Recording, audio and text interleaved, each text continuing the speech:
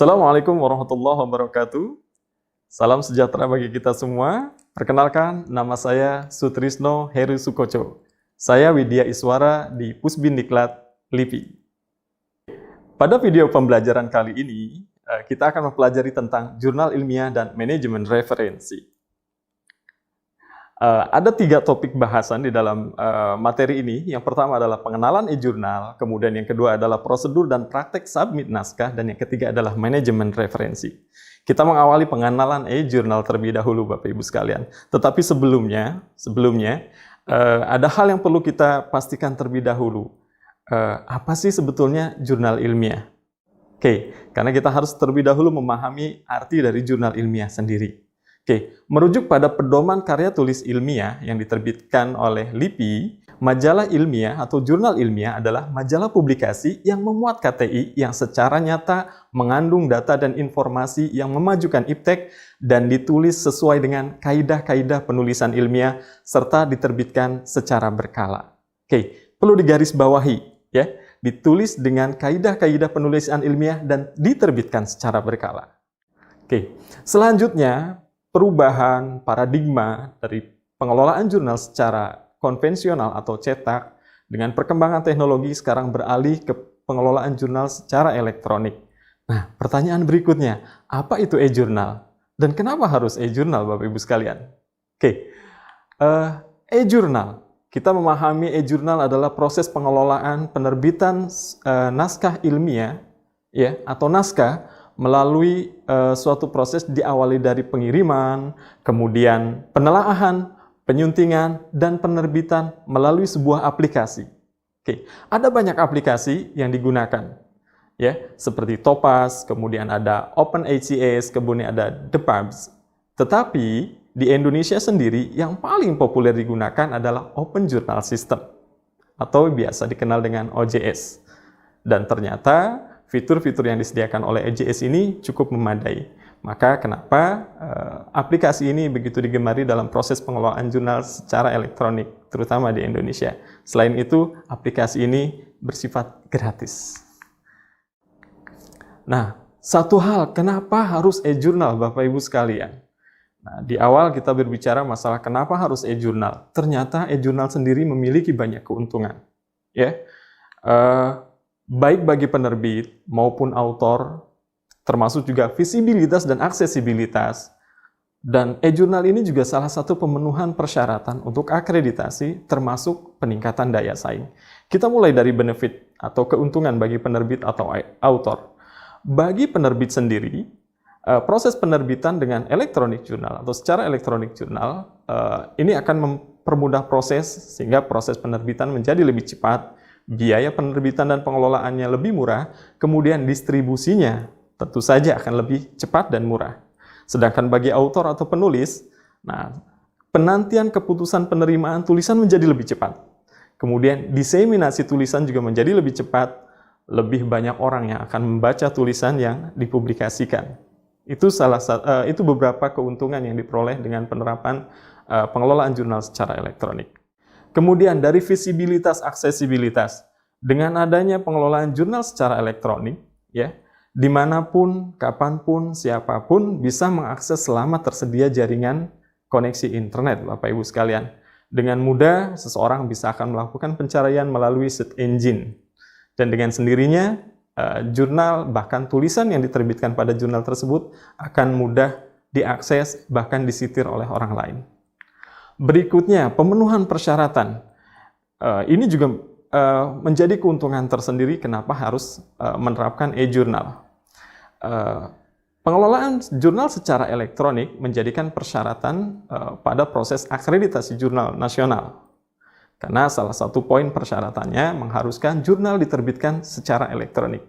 Bahkan level indeksasi pengindeks tingkat global, seperti halnya Scopus, itu pun mensyaratkan tersedia terbitan atau publikasi secara online. Nah, yang terakhir terkait masalah daya saing. Dengan pengelolaan jurnal secara elektronik, memungkinkan jurnal-jurnal yang dikelola ini akan dikenal oleh masyarakat luas. Bahkan perkembangan terkini, kalau Bapak Ibu sekalian mengakses ke data sinta.ristekbrin.go.id akan didapati di wilayah ASEAN, Indonesia saat ini sudah menempati peringkat pertama jumlah dokumen yang terdaftar atau terregister di Scopus, Bapak Ibu sekalian. Dan itu semua berkat perkembangan pengelolaan jurnal secara elektronik. Nah, ini alasan kenapa harus menerapkan atau menggunakan pengelolaan jurnal secara elektronik.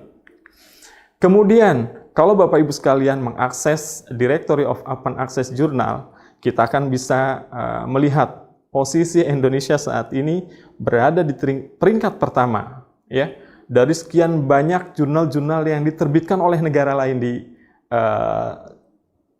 dunia, ya, bahkan melebihi negara Inggris, Bapak Ibu sekalian, ya, walaupun persaingan sebelum-sebelumnya memang terlalu berpaut, ya, maksudnya terlalu mepet, tetapi alhamdulillah dengan perkembangan pengelolaan jurnal di Indonesia menggunakan pengelolaan secara elektronik, Indonesia bisa mengungguli negara-negara besar seperti Inggris, Brazil, bahkan sekelas Amerika Serikat, Bapak Ibu sekalian, untuk jurnal yang menerapkan sistem open access-nya. Oke, dari data yang dirilis melalui Sinta, Bapak Ibu sekalian juga bisa mengecek saat ini sudah ada sekitar 68 jurnal yang dikelola oleh pengelola jurnal di Indonesia terindeks di Scopus, Bapak Ibu sekalian. Dan ini pencapaian prestasi tersendiri bagi para pengelola jurnal di Indonesia, termasuk bagi bangsa dan negara ini. Sebelumnya mungkin tidak banyak jurnal yang terindeks di Scopus, tetapi dengan pengelolaan jurnal secara elektronik memungkinkan banyak jurnal yang terindeks di lembaga pengindeks kelas Scopus, Bapak Ibu sekalian. Bahkan di lingkungan Kementerian Litbang kurang lebih ada sekitar 6 jurnal. Ya, yang pertama ada Atom Indonesia yang diterbitkan dari institusi Batan, kemudian ada juga Indonesian Journal of Geoscience yang diterbitkan Kementerian SDM, kemudian ada Indonesian Aquaculture Journal yang diterbitkan oleh Kementerian Kelautan dan Perikanan, kemudian ada Jurnal Ilmu Ternak dan Veteriner yang diterbitkan oleh Kementerian Pertanian, kemudian ada Indonesian Journal of Forestry Research yang diterbitkan oleh Kementerian KLHK, termasuk yang terbaru ada Squalene Bulletin of Marine and Fisheries Post-Harvest and Biotechnology yang diterbitkan oleh Kementerian Kelautan Perikanan. Dan ini menjadi prestasi tersendiri, Bapak Ibu sekalian, kebanggaan bagi institusi ketika jurnalnya bisa terindeks di lembaga pengindeks global. Nah, ada hal yang mungkin perlu diperhatikan, ciri sebuah jurnal yang baik, Bapak Ibu sekalian. Ciri dan kriteria jurnal yang baik antara lain, jurnal tersebut biasanya akan menampilkan ruang lingkup atau focus and scope, keilmuan yang ditampung oleh jurnal tersebut dan biasanya akan dicantumkan di dalam websitenya. Ada kejelasan tentang artikel processing and charge, ya, pembiayaan, apakah gratis ataukah dikenakan biaya dan seterusnya. Kemudian jurnal tersebut biasanya melengkapi dengan pengecekan plagiarisme, ya. Kemudian ada kebijakan tentang proses review, kebijakan tentang open access, petunjuk penulisan yang jelas, detail, serta rinci, kemudian kebijakan tentang reference management, biasanya dia juga akan mencantumkan. Kemudian adanya copyright statement, kemudian juga ada statistik akses, ya, jumlah kunjungan ke jurnal yang dikelola, kemudian ada indikator kinerja jurnal, termasuk standing out editornya, orang-orang yang mengelola jurnal tersebut. Umumnya biasanya orang-orang yang mengelola jurnal tersebut memiliki riwayat publikasi ilmiah yang memadai, Bapak Ibu sekalian. Bahkan tidak hanya didominasi dari institusi sendiri, lebih banyak justru melibatkan orang-orang di luar institusinya, bahkan dari negara lain. Kurang lebih itu ciri dan kriteria jurnal ilmiah yang baik, Bapak Ibu sekalian. Selanjutnya, di Indonesia sendiri ada pemberlakuan ketentuan tentang akreditasi jurnal ilmiah. Permenristek Dikti nomor 9 tahun 2018 mengatur tentang akreditasi jurnal ilmiah, di mana tujuannya adalah untuk mengukur mutu suatu terbitan jurnal ilmiah dengan memenuhi persyaratan mutu yang telah ditentukan. Oke, untuk menilai sebuah jurnal yang baik, ya, memenuhi kriteria sehingga dinyatakan terakreditasi harus memenuhi unsur dan bobot penilaian. Ada poin penilaiannya antara lain penamaan jurnal ilmiah, kelembagaan penerbit, penyuntingan dan manajemen jurnal, kemudian substansi artikel, gaya penulisan, penampilan, keberkalaan, dan penyebarluasan. Dari unsur dan bobot penilaian inilah yang menentukan sebuah jurnal, apakah jurnal tersebut memenuhi kriteria sehingga dianggap sebagai jurnal terakreditasi ataupun tidak. Bahkan dari sisi penilaian, ada ketentuan status dan peringkat akreditasi. Atau biasa kita mengenal istilahnya Sinta 1, Sinta 2, sampai dengan Sinta 6. Untuk peringkat 1 atau Sinta 1, bobot penilaiannya antara 85 sampai dengan 100. Sedangkan Sinta 2 antara 70 sampai 85. Kemudian peringkat 3 antara 60 sampai dengan 70 sampai dengan seterusnya. Peringkat ke-6 antara 30 sampai dengan 40. Tentu saja nilai bobot ini akan menunjukkan kualitas sebuah jurnal. Jurnal yang berada di peringkat 1 atau di Sinta 1, tentu jurnal ini adalah jurnal yang memenuhi persyaratan dengan kualitas bobot yang memadai, atau jurnal yang memang sudah terindeks di lembaga pengindeks global seperti Scopus, maka dengan sendirinya akan diakui sebagai jurnal terakreditasi pada peringkat 1 atau Sinta 1, Bapak Ibu sekalian. Nah, dari data walaupun memang perjalanan waktu ini berjalan, data yang diakses per tanggal 27 Agustus 2020, ya, kalau Bapak Ibu sekalian mengakses ke Sinta, akan terlihat kurang lebih ada sekitar 4.984 jurnal yang sudah terakreditasi dengan klasifikasinya masing-masing. Nah, yang paling banyak dan dominan itu ada di Sinta 4 dan 5.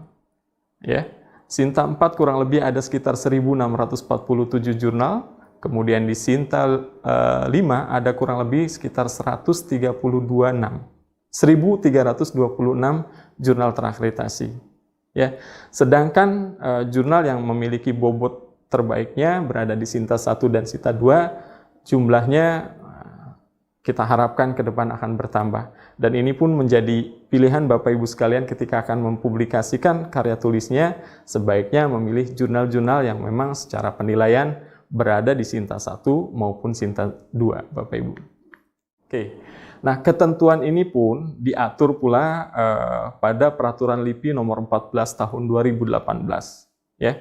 Ketentuan pada peraturan ini menyebutkan salah satu output ya dari jabatan fungsional peneliti menyatakan bahwasanya mempublikasikan hasil kegiatan penelitian, pengembangan, dan atau pengkajian dalam bentuk artikel ilmiah yang diterbitkan pada jurnal ilmiah terindeks global bereputasi tinggi, tentu ini poin penilaian juga akan semakin tinggi.